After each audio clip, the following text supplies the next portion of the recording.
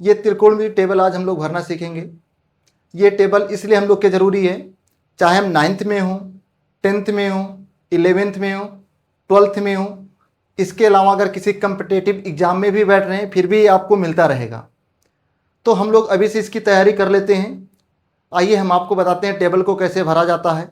देखिए यहाँ पर हम लोग थीटा रखेंगे, फिर 0 डिग्री है, 30 डिग्री है, फिर 45 डिग्री है, उसके बाद 60 डिग्री है और यहाँ पर 90 डिग्री। ये तो हम लोगों ने डिग्रियों का मान लिख लिया। अब त्रिकोणमितीय अनुपात को लिखते हैं। ये साइन थीटा है, ये कॉस थीटा है और ये टैन थीटा है, ये कॉट थीटा है और ये सेक थीटा है और ये कॉसेक थीटा है। ये तो हम लोगों ने सारणी बना लिया। अब हम लोग देखते हैं कि इस मान को पाए कहाँ से। तो देखिए कुछ गिनतियाँ हम लोग लिख कर देखते हैं, जैसे 0, 1, 2, 3, 4 ये दिया हुआ है और इसमें सबसे बड़ा अंक हमारे पास क्या है? सबसे बड़ा अंक हमारे पास 4 दिखाई दे रहा है, अर्थात 4 दिखाई दे रहा है। तो जो भी सबसे बड़ा अंक होता है उसी को हम लोग क्या करते हैं, प्रत्येक में भाग दे देते हैं। आइए भाग देते हैं।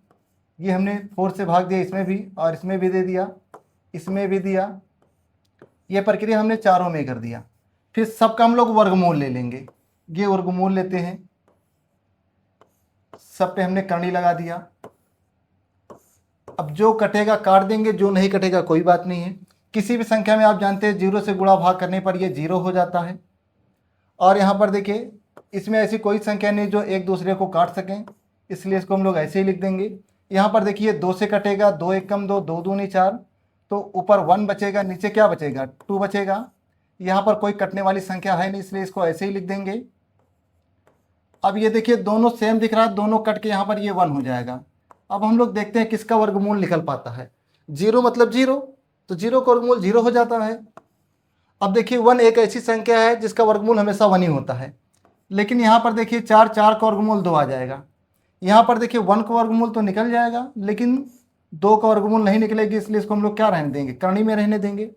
ऊपर देखिए ये 3 का वर्गमूल तो निकलता नहीं है, इसलिए इसको रहने देंगे, लेकिन 4 का वर्गमूल निकलता है तो इसलिए 2 लिख दिया। अब यहाँ पर देखिए 1 का वर्गमूल क्या हो जाएगा, 1 हो जाएगा। ये मान हम लोग को प्राप्त हो गए। अब इसको हम लोग क्या करते हैं, टेबल में भरते हैं बारी बारी से। सबसे पहले शुरुआत साइन से करते हैं। तो देखिए साइन में सबसे पहले मान क्या मिला है, 0 रखेंगे तो साइन 0 का मान 0 हो जाएगा। फिर उसके बाद देखिए दूसरा मान क्या मिला है, 1/2 रखेंगे तो ये साइन 30 डिग्री का मान 1/2 हो जाएगा।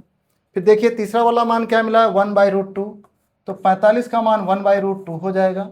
उसके बाद देखिए 60 डिग्री का मान क्या हो जाएगा आपका, √3/2। ये मान मिला है तो इसके स्थान पे हम लोग रख देंगे √3/2। और लास्ट में मान कितना मिला है, 1 मिला, तो 1 लिख देंगे। अब ये मान हो गया। अब इसके बाद करते क्या है, जो साइन वाला मान है अगर इसको हम लोग पलट देते हैं तो कॉस का मान प्राप्त हो जाता है। तो देखिए पलट देते हैं तो सबसे लास्ट में क्या है, 1। अगर इसको हम लोग पलटेंगे तो ये cos 0 का मान 1 बन जाएगा। उसके बाद हमारे पास √3/2 है, इसको लिखते हैं तो ये हो जाएगा √3/2 हो जाएगा। उसके बाद क्या है, 1/√2, 1/√2 को रखते हैं, 1/√2 हो जाएगा। उसके बाद क्या है, 1/2 है, 1/2 को रखते हैं, यहाँ पर 1/2 हो जाएगा। और यहाँ पर जब 0 रखेंगे तो इसका मान 0 हो जाएगा, cos 90 का मान। और आप लोगों ने एक फार्मूला पढ़ा होगा, जानते हैं, tan थीटा बराबर होता है sin थीटा बटे cos थीटा। अर्थात साइन वाले मान को cos से भाग दे दिया जाए तो ये tan में बदल जाता है।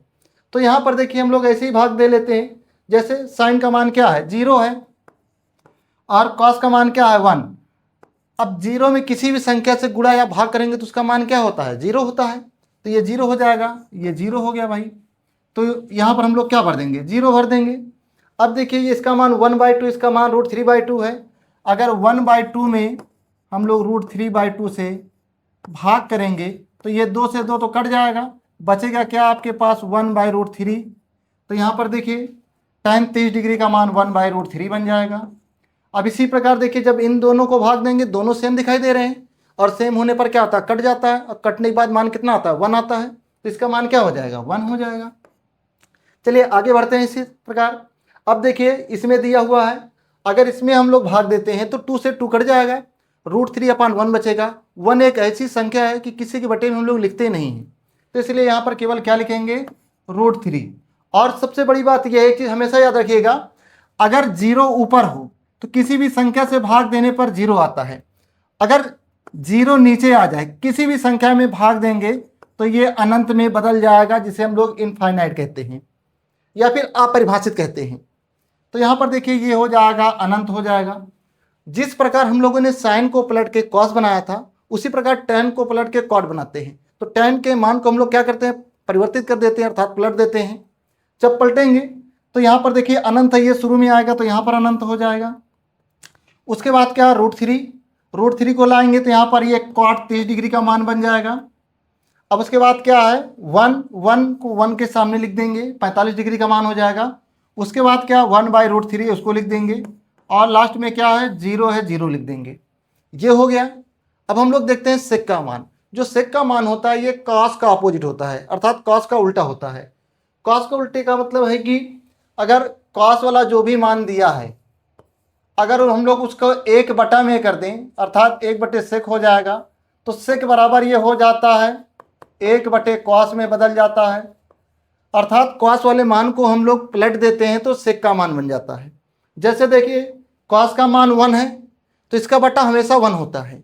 अगर 1 को हम लोग पलटेंगे तो क्या आएगा, 1 ही आएगा। अब देखिए यहाँ पर क्या है, √3/2 है, इसको अपोजिट करेंगे तो क्या होगा, 2/√3 हो जाएगा। अब देखिए यहाँ पर क्या है, 1/√2 है, अगर हम लोग इसको पलटते हैं तो ये √2/1 हो जाएगा।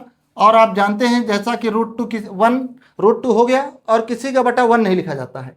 अब यहाँ पर देखिए जब इसको हम लोग परिवर्तित करेंगे, ये 1/2 है, जब परिवर्तित करेंगे तो क्या बन जाएगा, 2 बन जाएगा। अब देखिए यहाँ पर 0 आ गया, किसी भी संख्या का बटा ऑलरेडी 1 होता है, अगर जब इसको हम लोग पलटेंगे तो ये क्या हो जाएगा, 1/0 हो जाएगा। और 1/0 हो जाएगा तो किस में बदल जाएगा, अनंत में बदल जाएगा, जैसा कि अभी आपको मैंने यहाँ पर बताया। अब देखिए ये भर गया। अब इस वाले मान को फिर पलट देंगे तो आपका कॉसेक बन जाएगा। तो देखिए सबसे लास्ट में क्या है, अनंत को यहाँ लिखेंगे तो ये साइन 0 का मान बन जाएगा। उसके बाद आपके पास 2 है, अगर हम 2 को लिख देंगे यहाँ तो ये 30 डिग्री का मान बन जाएगा। उसके बाद क्या, √2, तो √2 सेम ही रहेगा क्योंकि ये अपने ही स्थान पे आ जाएगा। उसके बाद जब हम लोग इसको लिखेंगे तो यहाँ पर क्या आ जाएगा, 2/√3 आ जाएगा, और लास्ट में क्या हो जाएगा, 1। इस प्रकार आप त्रिकोणमितीय टेबल को बहुत आसानी से भर सकते हैं, आपको रटने की ज़रूरत नहीं है।